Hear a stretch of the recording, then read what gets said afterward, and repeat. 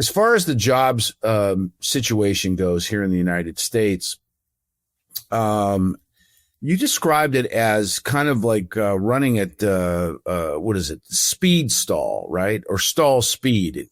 Usually, That's right. That's right. We're getting 2,000 jobs added last month.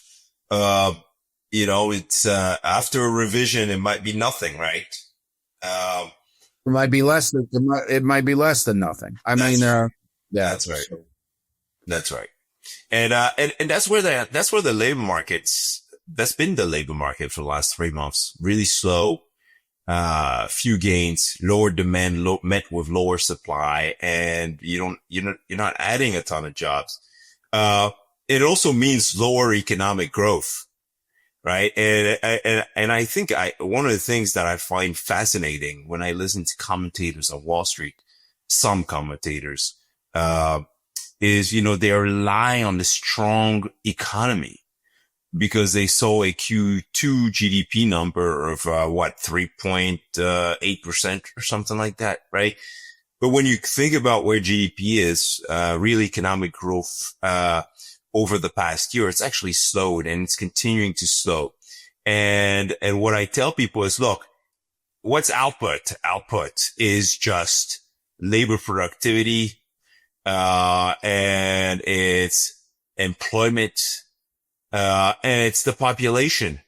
And if the population is slowing or population growth is slowing and is expected to slow further, if, the employment to population ratio or employment rate, is also slowing and expected to slow further, if, those things are pulling down economic growth.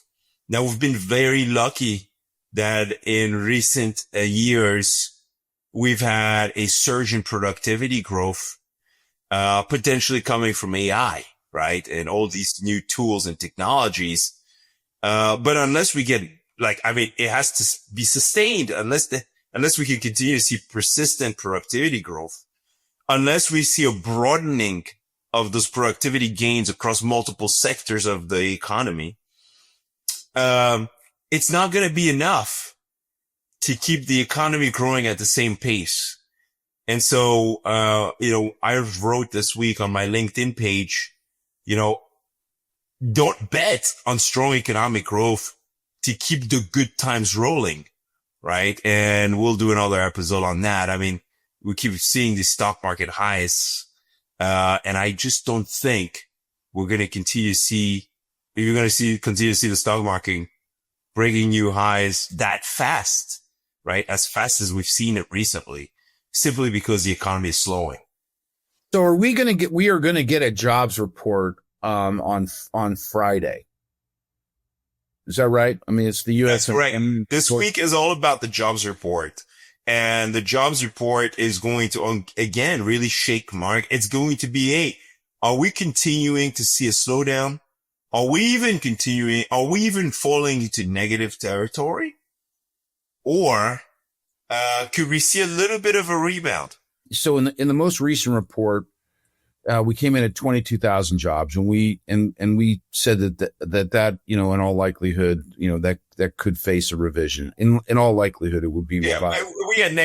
We had negative numbers a couple of months earlier. I think either in June or July, right? So right. After the revision, so the target for September is 45,000 jobs added. I mean, do you have any inkling where that might come in?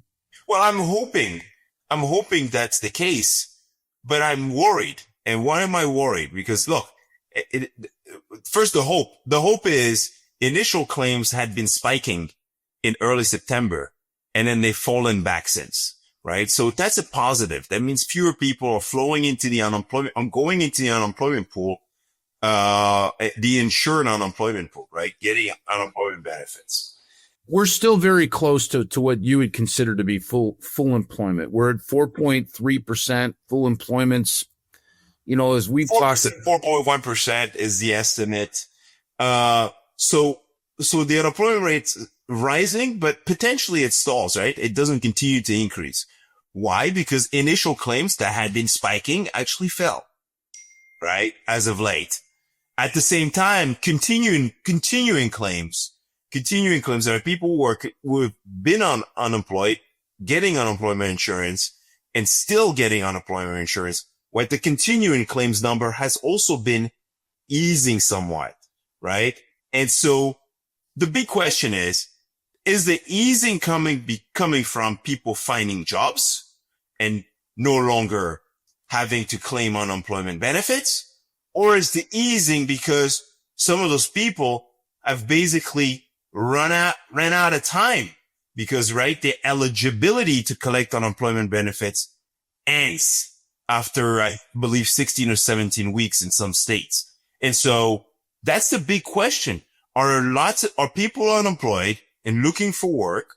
And is that number going to continue to increase? Or is the insured unemployment number falling simply because people can't continue to claim unemployment benefits and are no longer eligible? And so those people would basically still be unemployed and looking for work. Some of them might even be giving up looking for work and being on the sidelines, right? That scenario, that latter scenario would point to a weak jobs report and a weakening and even kind of scary, course of, the development, right? For a lot of families, it's, hey, we can't find jobs because hiring's been frozen. And at the same time, we may be running out of, eligibility in terms of getting unemployment benefits, right? I believe that it's either 16 or 17 weeks in some states where you can continue to claim benefits. And then after that, well, you're kind of out of luck, right? And so I think that's my worry when you start to see, continuing claims dip, right?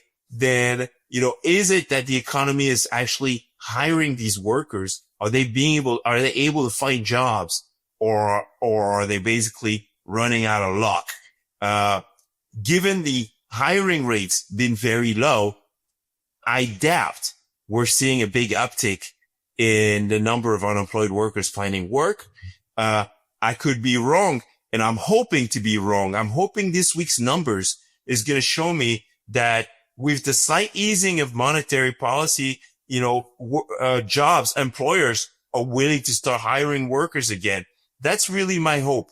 But I'm not sure that's happening. If you look at the commentary, one rate cut really going to get businesses hiring again, right?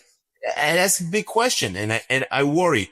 Wage growth has been slowing, and wages adjusted for inflation are going down, not up. And that, I think, is going to restrain consumer spending going forward.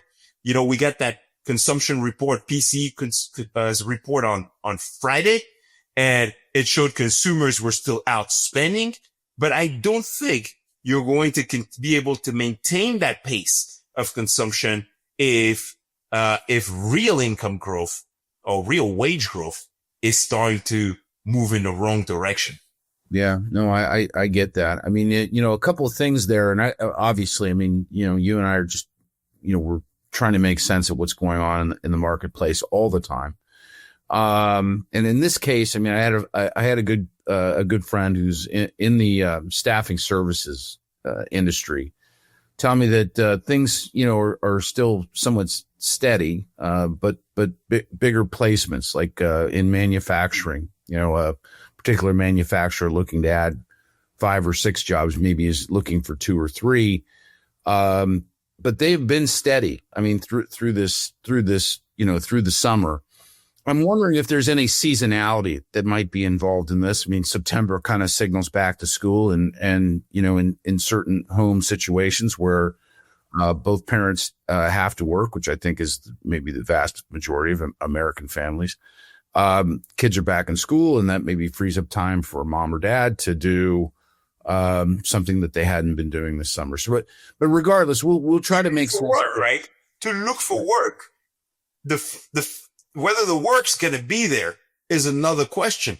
right? And I think that's my worry is that, you have, hiring rates at a decade low. We're going to get the jobs report that's going to show us, the evolution of hiring, separations, quit rates, etc.